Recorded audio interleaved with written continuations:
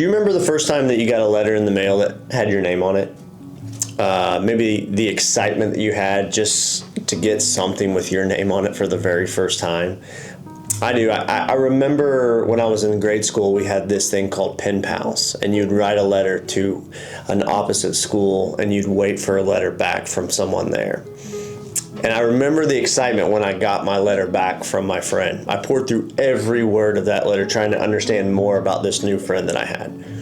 Now, contrast that to the last time that you maybe got a text or an email that maybe wasn't intended for you.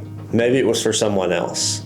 And maybe it was something funny and it made it even more funny that it came to you. Or maybe it was something that was just totally confusing and you just disregarded it completely. I think we have a tendency to do that a little bit with God's Word. And this week, what we're going to do is we're starting a series called 7. And we're going to walk through the 7 letters that Jesus writes to the churches in Revelation. And now these are real churches. These are real letters. These are real people in real congregations that are all throughout what is modern day Turkey. And I say that to remind us that the words that we're going to read throughout this series are absolutely meant for these local congregations, but they're also meant for us today. And that's important for us to remember, which is why these letters are so important to us. Because as we study not only these letters, we're going to not only understand what Jesus meant for these churches, and it'll help us understand places like Ephesus and Smyrna and Pergamum and some of these places that Jesus wrote letters to. We'll understand them better.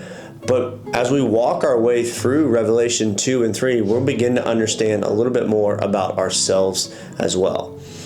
And there's this question that I want each of us to begin contemplating as we walk through this series, 7.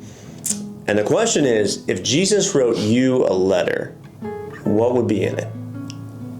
And then maybe even on a bigger scale, like if Jesus wrote us a Crossroads Church letter, what would be in it?